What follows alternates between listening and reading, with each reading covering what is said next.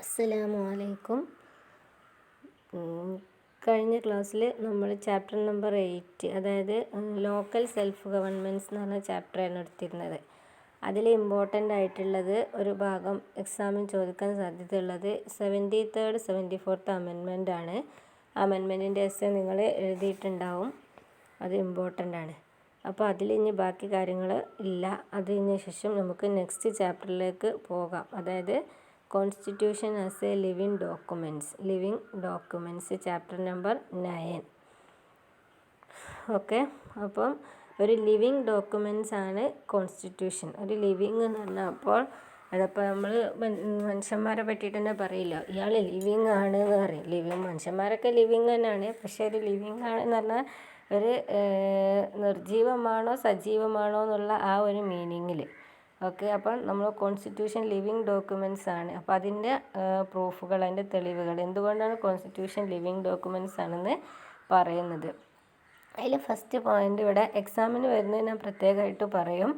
ഇവിടെ ഫസ്റ്റ് അതിൽ പറയുന്ന പ്രധാനപ്പെട്ട പോയിൻ്റുകൾ ഞാൻ പറഞ്ഞു തരാം. പിന്നെ എക്സാമിന് വരുന്ന ക്വസ്റ്റ്യൻ ചോദിക്കുന്ന ഭാഗങ്ങൾ അന്നേരം പറയും കേട്ടോ. കോൺസ്റ്റിറ്റ്യൂഷൻ സ്റ്റാറ്റിക് എന്നുള്ള ഒരു ടേം ഇവിടെ പറയുന്നുണ്ട്. അതായത് കോൺസ്റ്റിറ്റ്യൂഷൻ സ്റ്റാറ്റിക് ആണ്. സ്റ്റാറ്റിക് എന്നുള്ള വേർഡ് കൊണ്ട് നിങ്ങൾക്ക് എന്താ മനസ്സിലായ? സ്റ്റാഗ്നൻ്റ് ആയിട്ട്, അതായത് ഒരു മാറ്റം ചേഞ്ച് ഇല്ലാതെ നിൽക്കുന്ന ഒന്നാണോ എന്നുള്ളതാണ് ക്വസ്റ്റ്യൻ. അപ്പോൾ കോൺസ്റ്റിറ്റ്യൂഷൻ സ്റ്റാറ്റിക് ആണോ? നിങ്ങളൊരു അഭിപ്രായത്തിൽ കോൺസ്റ്റിറ്റ്യൂഷൻ സ്റ്റാറ്റിക് ആണോ? നമ്മൾ കോൺസ്റ്റിറ്റ്യൂഷന് അല്ല, കോൺസ്റ്റിറ്റ്യൂഷന് നോൺ സ്റ്റാറ്റിക് ആണ് അല്ലേ? അല്ല, സ്റ്റാറ്റിക് അല്ല, മൂവ് ചെയ്തുകൊണ്ടിരിക്കുന്നതാണ്. അപ്പം നമുക്കറിയാം കോൺസ്റ്റിറ്റ്യൂഷന് ഒരുപാട് ചേഞ്ചസ് അതിൽ വന്നിട്ടുണ്ട്. കോൺസ്റ്റിറ്റ്യൂഷൻ ഫ്രെയിം ചെയ്ത ആൾക്കാർ വളരെയധികം ആലോചിച്ചിട്ട് സമയമെടുത്തിട്ട് ഫ്രെയിം ചെയ്ത ഒരു സ്ട്രക്ചറാണ് അവർ കോൺസ്റ്റിറ്റ്യൂഷൻ. പക്ഷേ എങ്കിലും കോൺസ്റ്റിറ്റ്യൂഷനിൽ എന്താണ്, ഒരു സ്റ്റാറ്റിക് ആയിട്ട് അതിലൊരു മാറ്റമില്ലാതെ ഇപ്പോഴും നിലനിൽക്കുന്നു നമുക്ക് പറയാൻ പറ്റില്ല. പീരിയഡ്സിനനുസരിച്ച്, കാലഘട്ടത്തിനനുസരിച്ച് അതിലെന്തുണ്ടാവും, ചില എസെൻഷ്യലായിട്ടുള്ള ചേഞ്ചസ് നമ്മൾ വരുത്തേണ്ടത് ആവശ്യമായിട്ടും വന്നിട്ടുണ്ട് അല്ലേ? അപ്പോൾ ഈ കോൺസ്റ്റിറ്റ്യൂഷൻ സ്റ്റാറ്റിക് അല്ല, അതെന്ത് ചെയ്യണം, ചേഞ്ചബിൾ ആണ്, ഫ്ലെക്സിബിൾ ക്യാരക്ടർ എന്നാണ് പറയുക അല്ലേ? അത് ചില മാറ്റങ്ങൾക്ക് വിധേയമാണ്. അപ്പോൾ ആ ഒരു ദിനം നമ്മൾ പറയുന്ന ആ ഒരു ടേമിനെ, ആ ഫ്ലെക്സിബിളാണ്, ചേഞ്ചബിളാണ് എന്നുള്ള ആ ഒരു ടേമിനെ നമ്മൾ കോൺസ്റ്റിറ്റ്യൂഷൻ്റെ ഒരു ലാംഗ്വേജിൽ പറയുകയാണെങ്കിൽ അതിനെ പറയുന്ന പേരാണ് അമെൻമെൻറ്റ് അല്ലേ? അമെൻമെൻറ്റ് നമ്മൾ പറയും. ഞാൻ ഇതിൻ്റെ മുമ്പ് പറഞ്ഞു തന്നിട്ടുണ്ട് what is mean by amendment എന്നൊക്കെ. അപ്പോൾ അമെൻമെൻറ്റ്, അപ്പോൾ എന്താണ് അമെൻമെൻറ്റ് എന്ന് നമുക്ക് നോക്കാം. പിന്നെ അപ്പോൾ നമുക്കറിയാം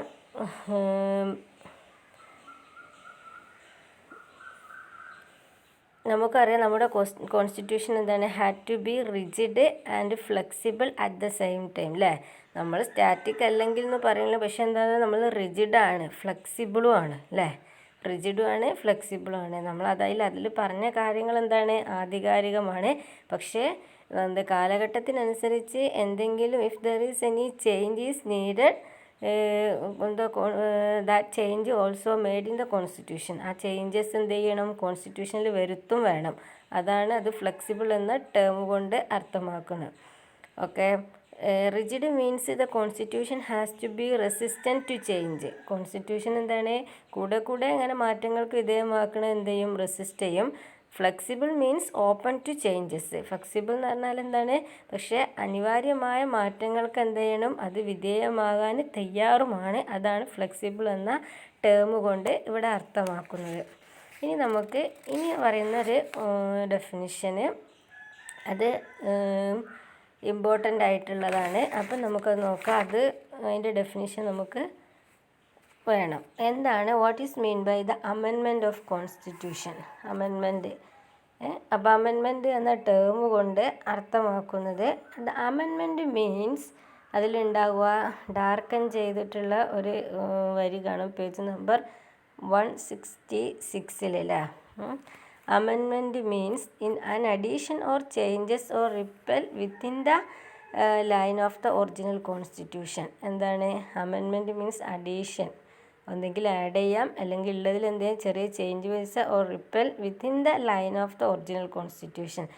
കോൺസ്റ്റിറ്റ്യൂഷൻ ഉണ്ടാക്കിയ സമയത്ത് അതിൽ എഴുതപ്പെട്ട കാര്യങ്ങൾക്ക് ഉണ്ടായ എന്തെങ്കിലും രൂപത്തിലുള്ള ചേഞ്ചസിനെ പറയുന്ന പേരാണ് അഡീഷൻ ആവാം, അതിൽ നിന്ന് റിമൂവൽ ആവാം, എന്താവാം, അതിന് പറയുന്ന പേരാണ് അമെൻമെൻറ്റ്. ഇത് വെറുതെ എന്ത് ചെയ്യുക ആണ്ട് ചെയ്യുന്നല്ല, അതിൻ്റെ വില പോക്കുന്ന രൂപത്തിൽ നമ്മൾ ചെയ്യല്ല. അത് എസെൻഷ്യലായിട്ടുള്ള ഒരു ഫാക്ടറാണ് ഈ അമെൻമെൻറ്റ് കാലഘട്ടത്തിനനുസരിച്ച്. കാരണം അന്ന് കോൺസ്റ്റിറ്റ്യൂഷൻ ഫ്രെയിം ചെയ്ത സമയത്ത് നമുക്കറിയാം നമ്മുടെ എന്താണ് പോപ്പുലേഷന്, നമ്മുടെ എഡ്യൂക്കേഷൻ്റെ കാര്യങ്ങൾ, അതുപോലെ തന്നെ ജനങ്ങളുടെ നേച്ചർ, ആ ഒരു കൾച്ചറ് അതുപോലെ ഒന്നല്ല എന്ത് ചെയ്യുന്നത് ഈ ഒരു കാലഘട്ടത്തിൽ, ഈ 21st സെഞ്ച്വറിയിലുള്ളത്. അപ്പോൾ സ്വാഭാവികമായിട്ടും അതിനനുസരിച്ച് എന്ത് വേണം, പൊളിറ്റിക്കലായിട്ടും സോഷ്യലായിട്ടും എക്കണോമിക്കലായിട്ടൊക്കെ മേഖലകളിൽ ചേഞ്ചസ് വന്നുകൊണ്ട് സ്വാഭാവികമായിട്ടും അതിൽ പറയുന്ന കാര്യങ്ങളിൽ നിന്ന് ചില എന്ത് ചെയ്യണം മാറ്റങ്ങൾ ഇപ്പം വന്നിട്ടുണ്ടാവും. അതാണ് അപ്പോൾ അതെന്താണ്, it is essential for the citizen of N India.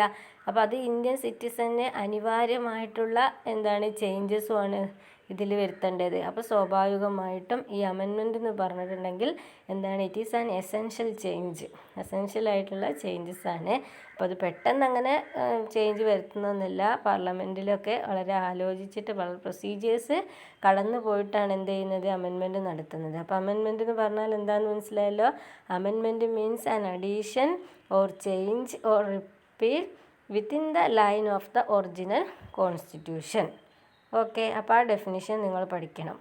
ഇനി അതിൽ തന്നെ പറയുന്ന വേറൊരു കാര്യമുണ്ട്, procedure for the amendment of the constitution.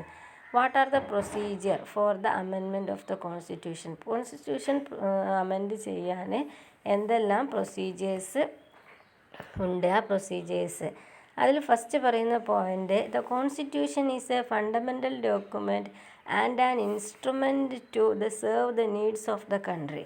നമുക്കറിയാം കോൺസ്റ്റിറ്റ്യൂഷൻ എന്താണ്, it is a fundamental document and an instrument to serve the needs of the country. അതെന്താണ്, അത് രാജ്യത്തിൻ്റെ ആവശ്യങ്ങളെ സെർവ് ചെയ്യാനുള്ള എന്ത് ചെയ്യണേ ഒരു ആവശ്യമാണ്, അല്ലെങ്കിൽ ജനങ്ങളുടെ ആവശ്യങ്ങളെ പരിഹരിക്കാനുള്ള അതിന് ഉതകുന്ന രൂപത്തിലുള്ള ഒരു എന്താണ് ഡോക്യുമെൻ്റാണ് constitution. Next, any constitution reflect the environment in which it is framed. നമുക്കറിയാം ഏതൊരു കോൺസ്റ്റിറ്റ്യൂഷൻ്റെ നേച്ചറും സ്ട്രക്ചറും നമ്മൾ പരിശോധിച്ചിട്ടുണ്ടെങ്കിൽ അതെന്താണ്, അതിലെന്ത് നമുക്ക് റിഫ്ലക്റ്റ് ചെയ്യും, ആ ഒരു കോൺസ്റ്റിറ്റ്യൂഷൻ ഫ്രെയിം ചെയ്തത് ഏത് സിറ്റുവേഷനിലാണ്, ഏത് കൺട്രിയിലാണ്, ഏത് കൾച്ചറിലാണ്, അവിടുത്തെ നേച്ചർ എന്ത് ചെയ്യും, അല്ലെങ്കിൽ അവിടുത്തെ എൻവിയോൺമെൻറ്റ് അതിൽ റിഫ്ലക്റ്റ് ചെയ്യും. ഇപ്പോൾ അമേരിക്കൻ കോൺസ്റ്റിറ്റ്യൂഷൻ ലോകത്തിലെ ഏറ്റവും സ്മോളസ്റ്റ് റിട്ടൺ കോൺസ്റ്റിറ്റ്യൂഷനാണ് അമേരിക്കൻ കോൺസ്റ്റിറ്റ്യൂഷൻ. അതുപോലെ തന്നെ ബ്രിട്ടൻ്റെ കോൺസ്റ്റിറ്റ്യൂഷൻ നമുക്കറിയാം, ഇന്ത്യൻ കോൺസ്റ്റിറ്റ്യൂഷൻ, അതൊക്കെ ഫേമസ് ആയിട്ട് പിന്നെ അതുപോലെ തന്നെ ദക്ഷിണാഫ്രിക്കൻ്റെ ഭരണഘടന, ഇതൊക്കെ നമുക്കറിയാം, സൗത്ത് ആഫ്രിക്കൻ്റെ അല്ലേ. അപ്പോൾ ഇതൊക്കെ ഈ കോൺസ്റ്റിറ്റ്യൂഷനിലൊക്കെ അവരെ കോൺസ്റ്റിറ്റ്യൂഷൻ, ഇപ്പോൾ ഫോർ എക്സാമ്പിൾ അമേരിക്കൻ കോൺസ്റ്റിറ്റ്യൂഷൻ നമ്മൾ നോക്കുകയാണെങ്കിൽ അതെന്ത് ചെയ്യില്ല, അവിടെ അപ്പാടെ നമുക്ക് എസ്റ്റാബ്ലിഷ് ചെയ്യാൻ പറ്റില്ല. കാരണം അത് അവിടുത്തെ എൻവിയോൺമെൻറ്റ്, അവിടുത്തെ നേച്ചർ വെച്ചിട്ട് ആ ഒരു കൾച്ചറിന് വേണ്ടി, ആ ഒരു പീപ്പിളിന് വേണ്ടി പ്രത്യേകം തയ്യാറാക്കപ്പെട്ട. അപ്പം എന്ത് ചെയ്യും, ഏതൊരു കോൺസ്റ്റിറ്റ്യൂഷന് ഫ്രെയിം ചെയ്യണമെങ്കിലും നമ്മൾ അതിലേക്കൊന്ന് ഒരു എത്തിനോട്ടം നടത്തുകയാണെങ്കിൽ എന്ത് ചെയ്യും, അവിടുത്തെ കൾച്ചറിൻ്റെ അല്ലെങ്കിൽ അവിടുത്തെ എൻവിയോൺമെൻറ്റിൻ്റെ നേച്ചർ അവിടെ ആ കോൺസ്റ്റിറ്റ്യൂഷനിൽ എന്ത് ചെയ്യും, റിഫ്ലക്റ്റ് ചെയ്യും. ഓക്കെ, നെക്സ്റ്റ് പറയുന്നത് with the changes in the environment the constitution also has to change so as to reflect the changing wishes and values of the people. അതാണ് ഞാൻ നേരത്തെ പറഞ്ഞത്. എന്ത് ചെയ്യുക, ഇനി എന്ത് ചെയ്യും, ഉണ്ടായിരുന്ന എൻവിയോൺമെൻറ്റിന് ഈ കൾച്ചറിന് എന്ത് ചെയ്യാം, ചേഞ്ച് വരുമ്പം കോൺസ്റ്റിറ്റ്യൂഷനിലും എന്ത് വരും, ഓൾസോ ഹാസ് ടു ചേഞ്ച്, കോൺസ്റ്റിറ്റ്യൂഷനിലും എന്ത് ചെയ്യും, ചേഞ്ച് വരും. അതുകൊണ്ട് സ്വാഭാവികമായിട്ടും അതെന്ത് ചെയ്യണം, ആ ചേഞ്ച് നമുക്ക് കോൺസ്റ്റിറ്റ്യൂഷൻ റിഫ്ലക്റ്റ് ചെയ്യണം. അതുകൊണ്ട് നമുക്ക് അതെന്ത് ചെയ്യും, അതിലും അമെൻമെൻറ്റ് വരുത്താൻ നമ്മൾ ബാധ്യസ്ഥരാണ് അല്ലേ. As A living constitution accommodate and facilitate changes. അപ്പോൾ അതാണ് ഇവിടെ നോക്കുന്നത്. ലിവിങ് കോൺസ്റ്റിറ്റ്യൂഷൻ, ഒരു ലിവിങ് കോൺസ്റ്റിറ്റ്യൂഷൻ ഒരു ലിവിങ് ആണെന്ന് പറയണമെങ്കിൽ അക്കോമഡേറ്റ് ആൻഡ് ഫെസിലിറ്റേറ്റ് ചേഞ്ചസിനെ ഉൾക്കൊള്ളാനുള്ള എന്ത് വേണം, ഒരു താല്പര്യം അല്ലെങ്കിൽ ഒരു പക്വത, ഒരു ആർജവം എന്ത് വേണം, അതിന് വേണം. അങ്ങനെയാണെങ്കിൽ മാത്രമേ നമുക്ക് എന്ത് ചെയ്യുള്ളൂ, ആ കോൺസ്റ്റിറ്റ്യൂഷൻ ലിവിങ് ആണെന്ന് പറയാൻ പറ്റുള്ളൂ. ഓക്കെ. ഇനി അതിന് ശേഷം ഇത് ഇമ്പോർട്ടൻ്റ് വൺ വേർഡ് ക്വസ്റ്റ്യൻ ഒക്കെയാണ് കേട്ടോ. Article 368 of the Indian constitution outline the procedure for the amendment of the constitution. അപ്പോൾ എന്താണ്, കോൺസ്റ്റിറ്റ്യൂഷനിൽ അത് പ്രത്യേകം അവിടെ കോൺസ്റ്റിറ്റ്യൂഷൻ തന്നെ പറഞ്ഞിട്ടുണ്ട്, കോൺസ്റ്റിറ്റ്യൂഷൻ എന്ത് ചെയ്യാം, ചേഞ്ചസ് വരുത്താമെന്ന്. അത് ഏത് ആർട്ടിക്കിളിലാണ് പറയുന്നത്, ആർട്ടിക്കിൾ 368. അതായത് അമെൻമെൻറ്റിനെ കുറിച്ച് പറയുന്ന കോൺസ്റ്റിറ്റ്യൂഷനിലെ ആർട്ടിക്കിൾ ഏതാണെന്ന് ചോദിച്ചിട്ടുണ്ടെങ്കിൽ ഏതാണ്, ആർട്ടിക്കിൾ 368. ഇനി നമുക്ക് നോക്കാം, Indian constitution can be amended in 3 ways. 3 മാർഗത്തിലൂടെ നമുക്ക് എന്ത് ചെയ്യാം, ഇന്ത്യൻ ഭരണഘടന എന്ത് ചെയ്യാം, അമെൻമെൻറ്റ് ചെയ്യാം. 3 മെത്തേഡിലൂടെ.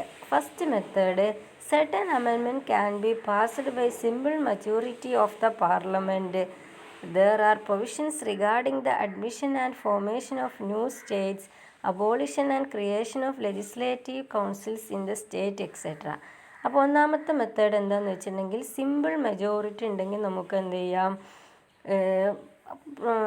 കോൺസ്റ്റിറ്റ്യൂഷൻ അമെൻഡ് ചെയ്യും. സിമ്പിൾ മെജോറിറ്റി എവിടെ, സിമ്പിൾ മെജോറിറ്റി പാർലമെൻറ്റിൽ മെജോറിറ്റി, അതായത് മെജോറിറ്റി കൂടുതൽ ആൾക്കാർ ഈ അമെൻമെൻറ്റിനെ പിന്താങ്ങി. അങ്ങനത്തെ ഒരു അവസ്ഥ വന്നാൽ നമുക്ക് എന്ത് ചെയ്യാം, ഇത് അമെൻമെൻറ്റ് ചെയ്യാം. പാർലമെൻറ്റിൻ്റെ അംഗീകാരം വേണമല്ലോ കോൺസ്റ്റിറ്റ്യൂഷൻ അമെൻഡ് ചെയ്യാൻ വേണ്ടിയിട്ട്.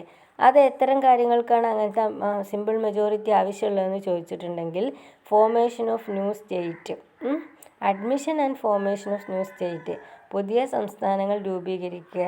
അതുപോലെ തന്നെ abolition and creation of legislative council, ചില നിയമസഭകളെ പിരിച്ചുവിടുക അല്ലെങ്കിൽ നിയമസഭ ഫോം ചെയ്യുക. അങ്ങനത്തെ കാര്യങ്ങളിലൊക്കെ എന്ത് മതി, simple majority of the parliament മതി. എന്തിന്, അമെൻമെൻറ്റിന് വേണ്ടിയിട്ട്. ഓക്കെ. ഇനി next, certain amendment can be passed by special majority of the parliament. ചിലതിന് എന്ത് വേണം, സിമ്പിൾ മെജോറിറ്റി പോലെ സ്പെഷ്യൽ മെജോറിറ്റി വേണം. ഈ സ്പെഷ്യൽ മെജോറിറ്റി 2 തരത്തിലുണ്ട്. certain amendment can be passed by special majority of parliament and with the ratification or approval by the legislative of not less than half of the state. അതായത് ചിലത്, അപ്പോൾ രണ്ടാമത്തേത് എന്ത് വേണം, special majority വേണം. ഒന്നാമത്തെ simple majority മതി, രണ്ടാമത്തെ സ്പെഷ്യൽ മെജോറിറ്റി വേണം. ഇനി മൂന്നാമത്തേത് എന്ത് വേണമെന്ന് വെച്ചിട്ടുണ്ടെങ്കിൽ സ്പെഷ്യൽ മെജോറിറ്റി വേണം. പാർലമെൻറ്റ് എന്ത് വേണം, സ്പെഷ്യൽ മെജോറിറ്റി വെച്ചിട്ട് പാസ്സാക്കണം. And with the ratification or approval by the legislative of not less than half of the state. അതായത് ഇന്ത്യയിലെ പാർലമെൻറ്റിനെ കൂടാതെ ഇന്ത്യയിലെ പകുതിയോളം സംസ്ഥാനങ്ങളുടെ നിയമസഭകളുടെ അംഗീകാരവും വേണം. റാറ്റിഫിക്കേഷൻ ഓഫ് ദ സ്റ്റേറ്റിൻ്റെ അനുമതി വേണമെന്നാണ് അവിടെ അർത്ഥം. എത്ര സ്റ്റേറ്റിൻ്റെ വേണം, not less than half of the state. ഇപ്പോൾ ഇന്ത്യയിൽ 29 സ്റ്റേറ്റ് ഉണ്ടെങ്കിൽ അതിൻ്റെ പകുതിയോളം സ്റ്റേറ്റുകളുടെ എന്ത് വേണം, അപ്രൂവൽ വേണം. എന്നിട്ട് എന്ത് വേണം, special majority of the parliament വേണം. എങ്കിൽ മാത്രമേ അമെൻമെൻറ്റ് ചെയ്യാനുള്ള അവകാശം അല്ലെങ്കിൽ അധികാരമുള്ളൂ. അപ്പോൾ 3 സിറ്റുവേഷൻസ് പറഞ്ഞു. ഒന്ന് സിമ്പിൾ മെജോറിറ്റി, രണ്ടാമത്തെ special majority of the parliament, third one is the special majority of the parliament and with the ratification of the state not less than the half of the states അല്ലേ. അതായത് ഒരു സ്റ്റേറ്റിൻ്റെ മാത്രം approval പോരാ, not less than half of the state. അപ്പോൾ ഈ 3 condition പ്രകാരം, ഈ 3 സിറ്റുവേഷൻ പ്രകാരം മാത്രമേ നമുക്ക് എന്ത് ചെയ്യാൻ പറ്റുള്ളൂ, കോൺസ്റ്റിറ്റ്യൂഷനിൽ എന്തെങ്കിലും ചേഞ്ചസ് വരുത്താം. ഇത് 3ഉം ഓരോരോ കാര്യത്തിൻ്റെ ഗൗരവത്തിനനുസരിച്ച് എന്ത് ചെയ്യും, ഇതിൽ സിമ്പിൾ മെജോറിറ്റി ചിലപ്പം വേണ്ടിയുള്ളൂ, ചിലപ്പോൾ എന്ത് ചെയ്തു സ്പെഷ്യൽ മെജോറിറ്റി, ചിലപ്പം മൂന്നാമത് പറഞ്ഞത്. ഇങ്ങനെ ഓരോ കാര്യത്തിൻ്റെ നേച്ചറിനനുസരിച്ച് ഇതിൽ മാറ്റം വരും.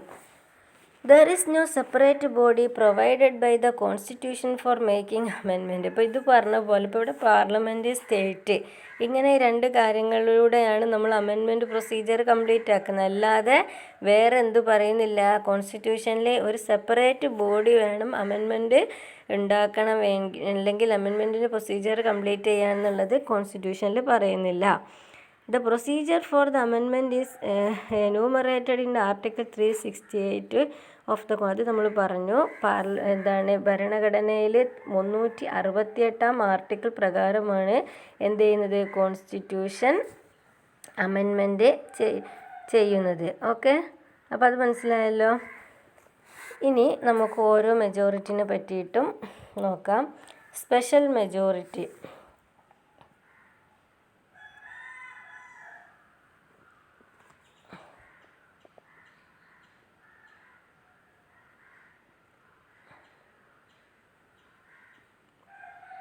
Okay.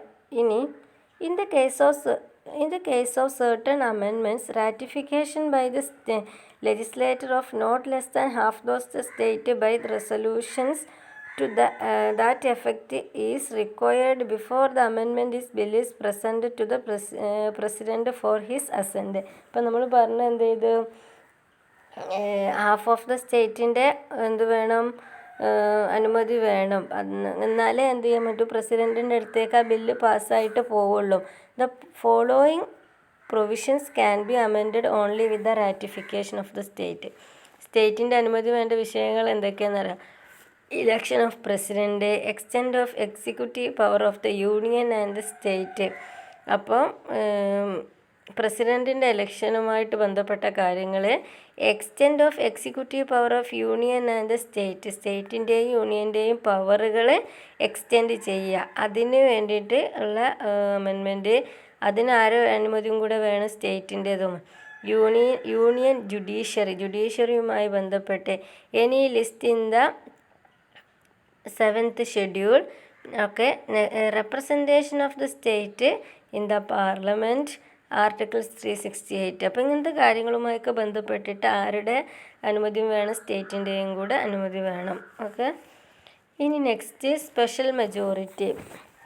എന്താണ് സ്പെഷ്യൽ മെജോറിറ്റി? നമ്മൾ പറഞ്ഞല്ലോ, കോൺസ്റ്റിറ്റ്യൂഷന് അമെൻമെൻറ്റ് ചെയ്യണമെങ്കിൽ സ്പെഷ്യൽ മെജോറിറ്റി ഓഫ് ദ പാർലമെൻറ്റും വേണം എന്നുള്ള കാര്യം. അപ്പോൾ സ്പെഷ്യൽ മെജോറിറ്റി എന്താണെന്ന് നോക്കാം. For usual business of the legislator a resolution or bill should get the support of simple majority of the members voting at that time. But in the case of amendment to the constitution 2 different kinds of special majority is needed.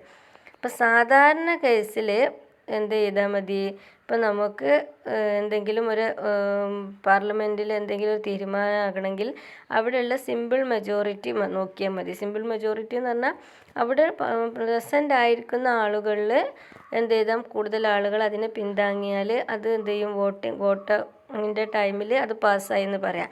But in the case of an amendment, ഒരു അമെൻമെൻറ്റിൻ്റെ കേസിൽ എന്ത് വേണം, അങ്ങനെ നോക്കിയാൽ പോരാ. To the constitution 2 different kinds of special majority is needed. 2 തരത്തിലുള്ള special majority ആവശ്യമുണ്ട്. Those who support an amendment bill should constitute at least half of the total strength of the house. അതായത് സ്പെഷ്യൽ മെജോറിറ്റി എന്ന് ഉദ്ദേശിച്ചത് ഈ അമെൻമെൻറ്റിനെ support ചെയ്യുന്ന ആളുകൾ എത്ര ഉണ്ടായിരിക്കണം, at least half of the total strength of the parliament. പാർലമെൻറ്റിൻ്റെ ടോട്ടൽ സ്ട്രെങ്ത്തിൻ്റെ ഹാഫ് ഓഫ് ദ പീപ്പിൾ എന്തിനായിരിക്കണം, ഈ അമെൻമെൻറ്റിനെ സപ്പോർട്ട് ചെയ്യുന്നവരായിരിക്കണം. ഇപ്പോൾ 541 മെമ്പേഴ്സ് ഉണ്ടെങ്കിൽ അതിലെ പകുതി ആളുകളും എന്തിനെ സപ്പോർട്ട് ചെയ്യുന്നവരായിരിക്കണം, ഈ അമെൻമെൻറ്റിനെ സപ്പോർട്ട് ചെയ്യുന്നവരായിരിക്കണം.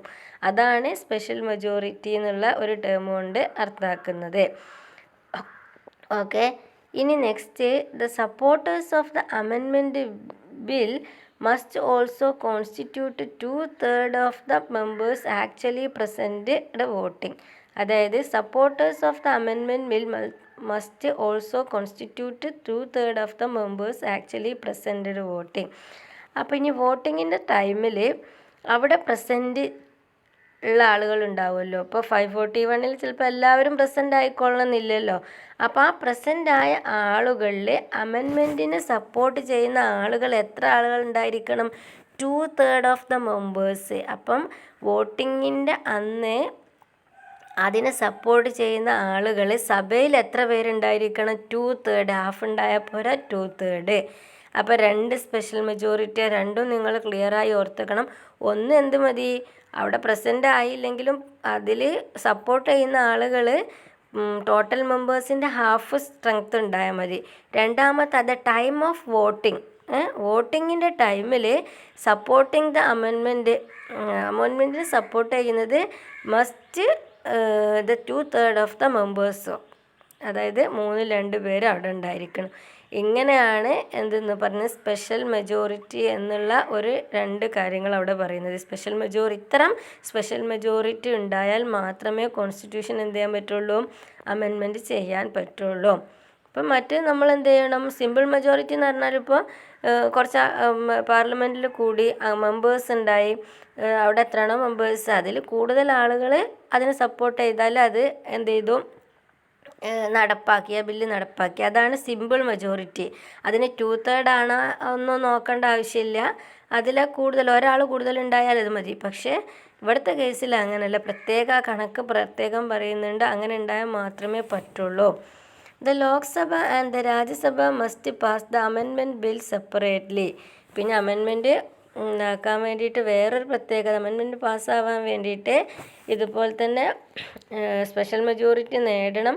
അതുപോലെ തന്നെ ലോക്സഭയും രാജ്യസഭയും പ്രത്യേകം എന്ത് ചെയ്യണം? അമെൻമെൻറ്റ് ബില്ല് പാസ് ചെയ്യണം.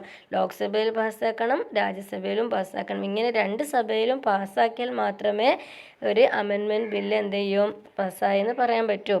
This special majority requirement shows the significance of the safeguard in the Constitution. അപ്പോൾ എന്തിനു വേണ്ടിയിട്ടാണ് ഈ സ്പെഷ്യൽ മെജോറിറ്റി ഇങ്ങനെ ഉണ്ടാക്കുന്നതെന്നൊക്കെ ചോദിച്ചിട്ടുണ്ടെങ്കിൽ അതിൻ്റെ ഉദ്ദേശം എന്താണ്? It is the significance of the safe guard in the constitution. അതായത് കോൺസ്റ്റിറ്റ്യൂഷൻ അങ്ങനെ പെട്ടെന്ന് എന്ത് ചെയ്യാം? ആരെങ്കിലും 2 ആൾക്കാർ പറഞ്ഞാൽ പെട്ടെന്ന് ചേഞ്ചസ് വരുത്തുന്ന ഒരു ഫ്ലെക്സിബിൾ ആയിട്ടുള്ള ഒരു സാധനമല്ല. എന്തുണ്ട്? അതിനെ ഒരു ആധികാരിക കാത്തു സൂക്ഷിക്കുന്ന ഒരു രേഖയാണ്. അപ്പോൾ if there is an essentiality for the ചേഞ്ചസിന് ഒരു ആവശ്യകത വന്നാൽ മാത്രമേ എന്ത് ചെയ്യും? ആ ഒരു സന്ദർഭത്തിൽ മാത്രമേ കോൺസ്റ്റിറ്റ്യൂഷനിൽ ചേഞ്ചസ് വരുത്തുള്ളൂ. അത് തെളിവാക്കുന്ന വേണ്ടിയിട്ട് അതിനൊരു തെളിവാണ് ഈ സ്പെഷ്യൽ മെജോറിറ്റി എന്നുള്ള ഒരു ഘടകം. മനസ്സിലായല്ലോ? Unless there is no consensus over the proposed amendment it cannot be passed. അപ്പോൾ ഇതിന് എന്തെങ്കിലും തരത്തിലുള്ള പ്രശ്നങ്ങളുണ്ടെങ്കിൽ എന്ത് ചെയ്യില്ല?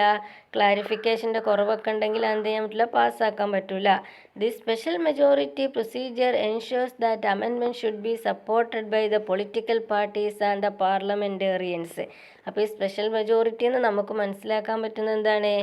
ഈ അമെൻമെൻറ്റ് എന്നുള്ള പ്രൊസീജിയർ ആര് സപ്പോർട്ട് ചെയ്യുന്നുണ്ട്? Supported by the political parties and the parliament. Political പാർട്ടീസും അതുപോലെ തന്നെ പാർലമെൻറ്റിലെ മറ്റു മെമ്പേഴ്സും, അതായത് ഭരിക്കുന്ന പാർട്ടി അല്ലാത്തവരൊക്കെ എന്ത് ചെയ്യും?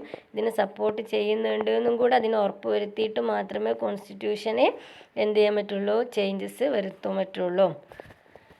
ഓക്കെ, ഇനി next ratification by the state. അപ്പോൾ നമ്മൾ പറഞ്ഞിരുന്നു സ്പെഷ്യൽ മെജോറിറ്റി മാത്രം കിട്ടിയാൽ പോരാ, ചില സന്ദർഭങ്ങളിൽ ചിലപ്പോൾ എന്തും വേണം? റാറ്റിഫിക്കേഷൻ ബൈ ദ സ്റ്റേറ്റുകളുടെ അനുമതിയും കൂടെ വേണം. എന്ത് ചെയ്യുക? സംസ്ഥാനങ്ങളുടെ അനുമതിയും കൂടെ വേണം കോൺസ്റ്റിറ്റ്യൂഷൻ ചേഞ്ച് വരുത്താൻ വേണ്ടിയിട്ട്. ഇനി അങ്ങനെയുള്ള സന്ദർഭങ്ങൾ ഏതാണെന്ന് നോക്കാം. Some articles of the Constitution require not only special majority mentioned above but also consent of the state government concerned. അപ്പോൾ ചില ഭാഗങ്ങൾ എന്ത് വേണം? സ്പെഷ്യൽ മെജോറിറ്റി മാത്രം കിട്ടിയാൽ പോരാന്ന് പറയുന്നുണ്ട്. അവിടെ എന്തും കൂടെ വേണം? Consent of the state government concerned. അപ്പോൾ എന്താണ്? സ്റ്റേറ്റ് ഗവൺമെൻറ്റിൻ്റെ അനുമതിയും കൂടെ വേണം. If the amendment is to modify the distribution of powers between the state and the center, the state must be consulted and their consent secured. അപ്പോൾ ഇവിടെ എന്തെല്ലാം സന്ദർഭങ്ങളിലാണ് റാറ്റിഫിക്കേഷൻ ഓഫ് ദി സ്റ്റേറ്റ് വേണ്ടതെന്ന് ചോദിച്ചിട്ടുണ്ടെങ്കിൽ, if the amendment is to be modify, amendment എന്തിന് base ചെയ്തിട്ടുള്ളതാണെങ്കിൽ the distribution of powers between the state and the centre, സ്റ്റേറ്റും സെൻറ്ററും തമ്മിലുള്ള ഡിസ്ട്രിബ്യൂഷൻ ഓഫ് പവറിൻ്റെ കേസിൽ നമ്മൾ അമെൻമെൻറ്റ് വരുത്തണം. അതായത് ഇപ്പോൾ നമ്മൾ പറഞ്ഞിരുന്നു കൺകറൻറ്റ് ലിസ്റ്റ് എന്നൊക്കെ പറഞ്ഞിരുന്നു അല്ലേ. കൺകറൻറ്റ് ലിസ്റ്റ് എന്ന് പറഞ്ഞിട്ടുണ്ടെങ്കിൽ എന്താണ്, സ്റ്റേറ്റിനും അതുപോലെ തന്നെ സെൻട്രൽ ഗവൺമെൻറ്റിനും അധികാരമുള്ള ലിസ്റ്റിൽ അധികാരമുള്ള കാര്യങ്ങളാണ് കൺകറൻറ്റ് ലിസ്റ്റിൽ ഉൾപ്പെടുക. അപ്പോൾ സ്വാഭാവികമായും അതിലെന്തെങ്കിലും അമെൻമെൻറ്റ് വരുത്തണമെങ്കിൽ, ആ ഒരു കാര്യങ്ങളിൽ അമെൻമെൻറ്റ് വരുത്തണമെങ്കിൽ ആരുടെ കാര്യം കൂടെ നോക്കണം, ആരുടെ അനുമതിയും കൂടെ വേണം, സ്റ്റേറ്റിൻ്റെ അനുമതിയും കൂടെ വേണം. കാരണം യൂണിയൻ ഗവൺമെൻറ്റിന് സ്വന്തമായിട്ട് തീരുമാനം എടുക്കാൻ പറ്റില്ല. കാരണം സ്റ്റേറ്റിനും കൂടെ അധികാരപ്പെട്ട ലിസ്റ്റാണ് എന്ത്, കൺകറൻറ്റ് ലിസ്റ്റ്. ഓക്കെ, അപ്പോൾ അതിന് കൺസൾട്ട് ചെയ്യണം സ്റ്റേറ്റുമായിട്ട്. Ours is a federal country. അപ്പോൾ നമ്മുടെ ഫെഡറൽ കൺട്രിയാണ്, നമ്മൾ ഇതിന് മുമ്പ് പഠിച്ച ചാപ്റ്ററാണല്ലോ, ഫെഡറൽ സിസ്റ്റമാണ് നമ്മളുടെ. അതായത് ഫെഡറൽ സിസ്റ്റം എന്ന് പറഞ്ഞാൽ union government, central government, state government, അതിന് താഴെയുള്ള പല ബ്ലോക്കുകളുണ്ട്. എല്ലാവർക്കും എന്തുണ്ട്, അവരുടേതായിട്ടുള്ള ഫ്രീഡം ഉണ്ട്. പക്ഷേ സെൻട്രൽ ഗവൺമെൻറ്റിന് പ്രത്യേക അധികാരമുണ്ട്. അതാണ് നമ്മൾ കോസി ഫെഡറൽ എന്ന ടേം കൊണ്ട് അവിടെ ഉദ്ദേശിച്ചത്. അപ്പോൾ in federalism, the powers of the state are not at the mercy of the central government.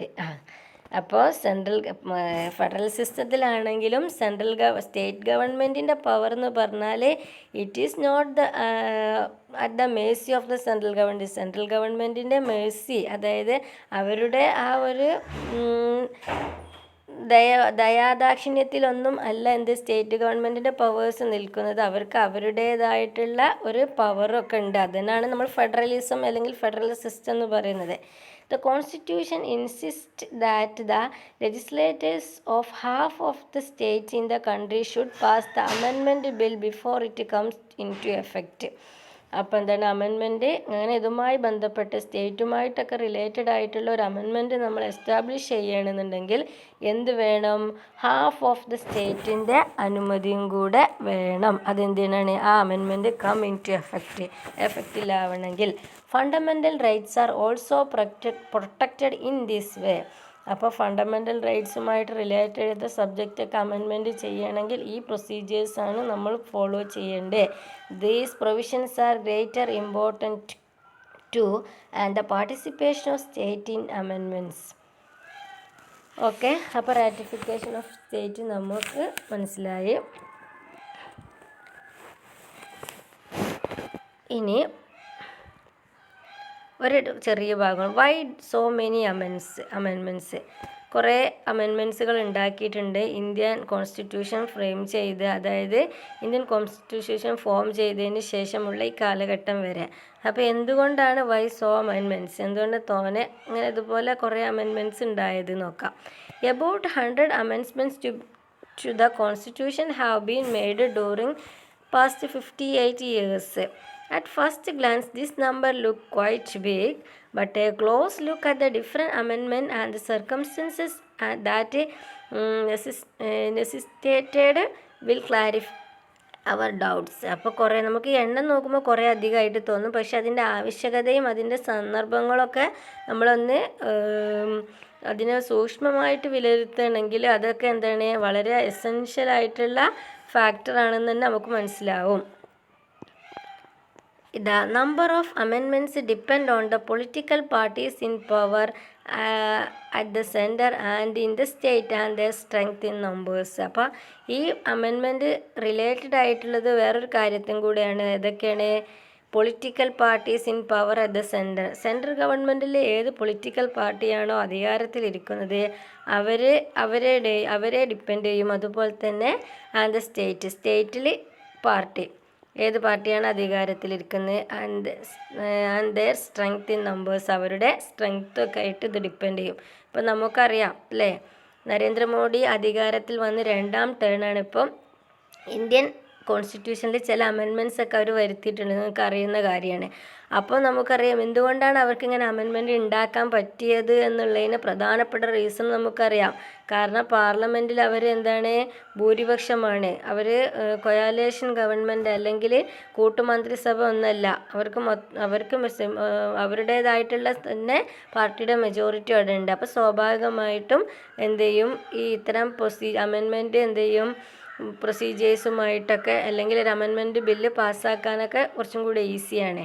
അപ്പോൾ അതാണ് ഇവിടെ പറയുന്നത്. അമെൻമെൻറ്റ് ഡിപ്പെൻഡ് ചെയ്യുന്നത് political parties in the power at the centre and the state and there strength. ഒരു കൊയാലേഷൻ government ആണെങ്കിൽ അല്ലെങ്കിൽ കൂട്ടുമന്ത്രിസഭ ആണെങ്കിൽ ഇത്ര പെട്ടെന്ന് പറ്റില്ല. കാരണം ചിലപ്പോൾ എന്ത് ചെയ്യും, ഇതിൽ തന്നെ ഈ കൂട്ടുമന്ത്രിസഭയിൽ തന്നെ ഏതെങ്കിലും ഒരു പാർട്ടി ഇതിനെ അംഗീകരിച്ചില്ലെങ്കിൽ സ്വാഭാവികമായിട്ടും അവർക്ക് എന്ത് ചെയ്യില്ല, പാർലമെൻറ്റിൽ സ്പെഷ്യൽ മെജോറിറ്റി കിട്ടില്ല. പക്ഷേ ഇങ്ങനൊരു സ്ട്രെങ്ത്ത് കൂടിയ ഒരു പാർട്ടിയാണ്, പൊളിറ്റിക്കൽ പാർട്ടിയാണ് അധികാരത്തിൽ ഇരിക്കുന്നതെങ്കിൽ സ്വാഭാവികമായിട്ടും ഇത്തരം അമെൻമെൻറ്റ് പ്രൊസീജിയേഴ്സൊക്കെ വളരെ ഈസി ആയിരിക്കും.